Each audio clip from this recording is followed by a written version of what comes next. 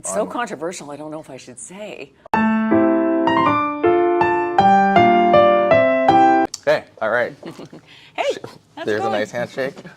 How many handshakes have you done Oh, in the last 3 months? Yeah, I wash my hands a lot. No. Do you know the history of this restaurant? I do not. Please tell me. This is Saigon, but this is the very first Vietnamese restaurant in Saskatoon.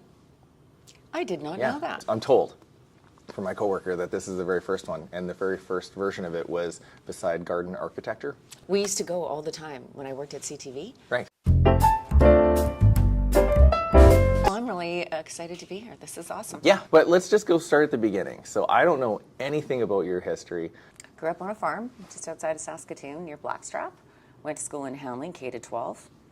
Dundurn was always the hometown because when you come from rural Saskatchewan, home is always where your rink is. Right. Okay. That's where I figure skated, where I curled with my dad. We were rink rats. Right. So when did you make your way into Saskatoon? Well, Saskatoon was really always the city, and where my grandparents lived, and I spent my cousins. We were here all the time. Yeah, it was exciting every Thursday after school when they only had Thursday night shopping. Thursday night was like shopping night. Yeah. Tuesday night was like cheap night at the theater, and then Sundays it was optional if the malls were open. And that's interesting because I think I was doing the news at the time when we decided that we were going to have Sunday shopping.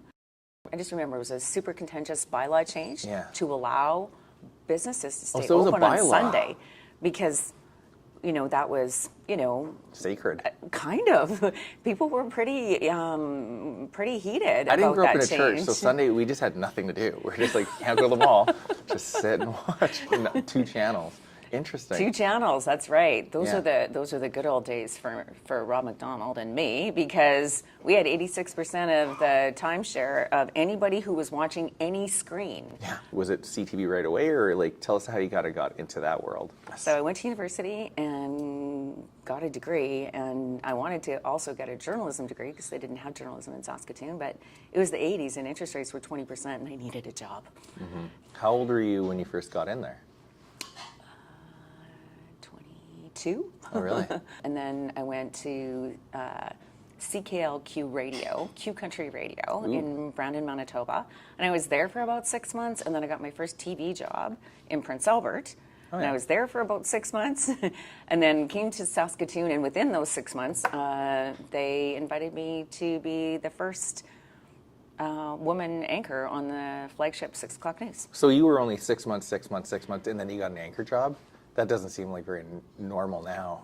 And even then it wasn't. I remember, trying to get somebody to talk to me, and it sort of showed up on somebody's doorstep just to ask questions. How do I get a break and get into this industry?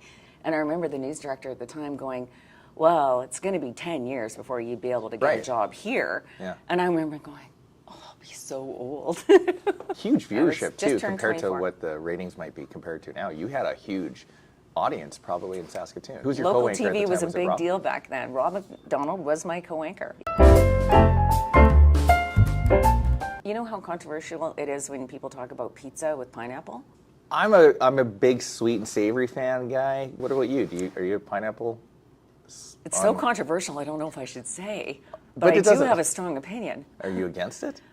Oh, I'm a pineapple girl. Yeah, me too. I love the sweet and savory. Yeah. I heard that you love to cook. I used to love to cook.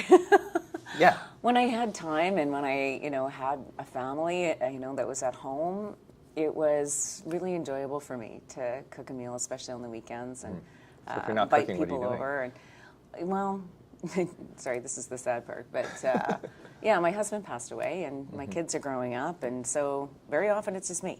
Right. And so The I'm kids embarrassed don't to live say at- that sometimes it's just Miss Vicky's for dinner, and I'm trying to improve that. But you probably have a busy schedule. That's though, that's on so. top of that. Curry is probably my favorite food. Really? Okay, so I was But going I to say, never if had you're it going when to I was a open up kid. a food truck, so a limited menu, and it's just like the one thing that I make this really good, the public's going to really like it. What would be to be honest, my go-to that everyone says best meal ever? My spaghetti and meat sauce. What's your sort of go-to on how to put that together? So I like doing it with crushed tomatoes and no other sauce, but the flavors, the things that I don't think other people necessarily use, fresh garlic, I put crushed cloves in. Cloves are actually a big deal. Interesting. A bit of cinnamon. And there's something about those flavors that make it just fantastic. You seem like you're healthy. Feel healthy? Well, as long as I get enough sleep. Is there any sort of kind of like, why did I get into doing this? Or is it like, no, this is awesome, it's rad, it's fun? Both. It's just, there's a lot, but I mean, I get excited when I get on the doors and people are happy to see you on the doors. I get excited when other people are excited about the future of our city. That sounds sort of political, but it's actually true. I feel good when people feel that there's a good future here. Right. When they look at me and say, I think you have a good vision, and that you want to lift people up and you want to make sure that this is a thriving place for all people, that gets me excited and makes me want to just work even harder. Hey, thanks. Thank you. But also I think it's just really important to make sure you keep up with your friends. Make sure that you're spending time with your family, making sure you have time to do yoga. That's my your thing? I love yoga. Counselor's supposed to be a part-time job, but like it's never a part-time job, right? You know, I can't speak for other counselors, but I can say that when you represent the downtown and the heritage neighborhoods that surround the downtown on the east side, you're literally on the front lines of city building. Yeah. And that means change. Yeah. And it's hard, and you're dealing with aging infrastructure, and you know, people want to stay in their neighborhoods, and we didn't have accessible sidewalks everywhere. We are getting very good at that. What have we got here? Okay. Oh my goodness, this looks delicious. Thank you. A big power move that I've always talked about is like having people watch you eat. So here's my tip, maybe at the debate, you eat like an apple. And and then everybody kind of has to sit and watch you eat. I don't know, try that. Fried rice, probably pretty simple to eat. Those are classic VN rolls, I'm assuming, but this is kind of maybe the highlight, is like, these are like, I think these are Thai style wings or Vietnamese style wings, and they're like butter fried. And there's a little bit of a lemon sauce in there. And I always say that a lot of people don't like think that you'd come here for wings. But try those wings and tell me that they're not like some of the best wings you've ever had. Quick question: are you, because you're a CTV, or are you like a Knowlton Nash or Peter Mansbridge versus Lloyd Robertson kind of? That's the question everybody wants to know. So, Lloyd Robertson all the way. Really? Yeah, and when I was on maternity leave with my first child, they were doing a big PR thing with the news anchors across the country, and they flew everybody into Toronto for the same few days, and we did all of these big photo shoots with Lloyd Robertson.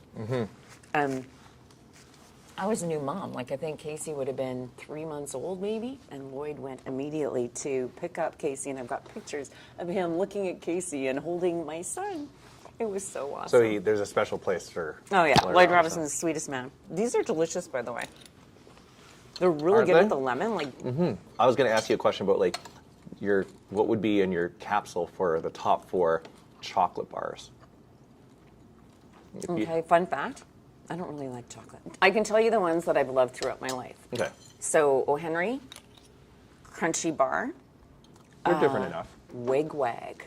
What? Oh yeah, see, you're too young to know Wig Wag. When did that get decommissioned? I know, like they're crazy. Like that was a great What bar. kind of describe a wig It kind of went like this together, and it was like soft toffee, all covered in chocolate. So, what's your sort of hidden skill that a lot of people don't know that you have?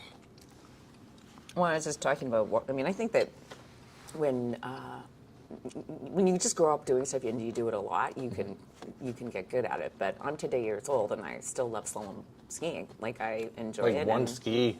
Yeah, and I don't suck. Like I actually do okay. Really? Yeah. Did you ever think about like competing, or did you ever? Oh compete? no, that was never my thing. I was Never got into wakeboarding or the new. Oh yeah, I can wakeboard. What about wake surfing? Oh yeah, I can surf too. So okay, little known fact. So my mom was a piano teacher, vocal teacher, singer, songwriter, and so eventually I became known as the wedding singer. Oh, really? Right. My mom was very talented at those things, and I didn't get any of it, to be honest. But do you still karaoke every once in a while? When strongly encouraged and under certain circumstances, I would definitely karaoke. Would you karaoke and make a promise that you'd karaoke at your acceptance speech? Not on. What was your first car? A 1974 Dodge Scamp, and it looked like it sounds. Somebody said that you love to travel. I do. Okay, what about a place that you haven't been to that you've always wanted to or been curious about going? There's so many. I have been to Europe a couple of times. We did take the kids when they were 5 and 8, against every parent's advice. Really? Like, don't do that. We honestly were probably the only people that have ever gone to Rome and skipped the Vatican to go to the zoo, where we got to see really exotic things like white-tailed deer.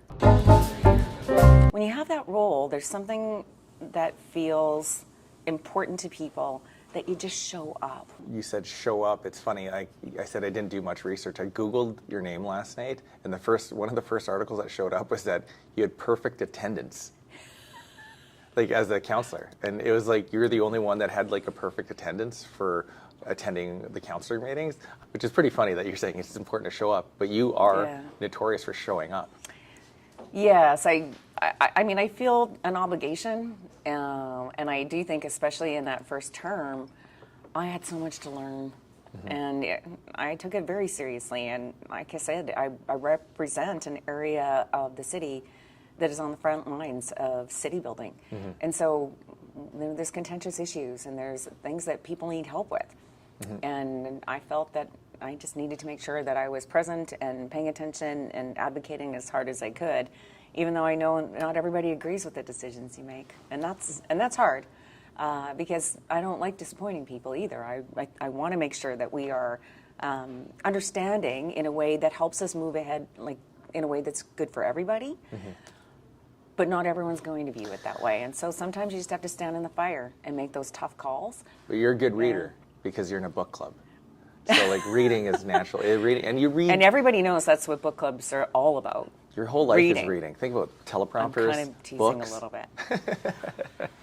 Yeah, our book club is a lot of friendship, a lot of sharing. Read the first chapter and then just drink wine. I'll just say that I think in the early days of our book club, we were really kind of bossy with each other, and we might do a little bit of this if you didn't read the book. Right. And now we realize, like, people's lives, we were having babies and raising families and trying to work and trying to keep all the balls in the air. And then, of course, inevitably in life, you have tragic things happen. And, there was divorces, there were deaths, there were lots of hard times, too. And that's your support system, though. And so we learned that reading the book is optional. I find that like everybody's truth is different now, and we're going back to the Knowlton Nash drives me crazy. And Lloyd Robertson. Back in the day, the #1 news story at night, they'd be equal. They'd be the same on CTV and CBC. In my day, like the messengers of the news were the truth tellers. Yeah. Right.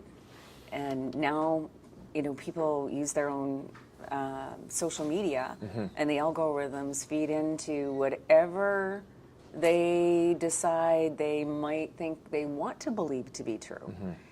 And I worry about how we move forward as a society with social cohesion, with what does a good education even look like, and how does that impact the way that we go forward as a society. You should run for public office. Well, no, I would be a crowd pleaser, and I would just It's not possible to be a crowd pleaser, Albert. It's not. I know, because but that's what I mean. That's why I'm not in the office. Pleasing some people will greatly displease others. Yeah. And that's the job. Yeah. You got to stand in the fire and make those calls.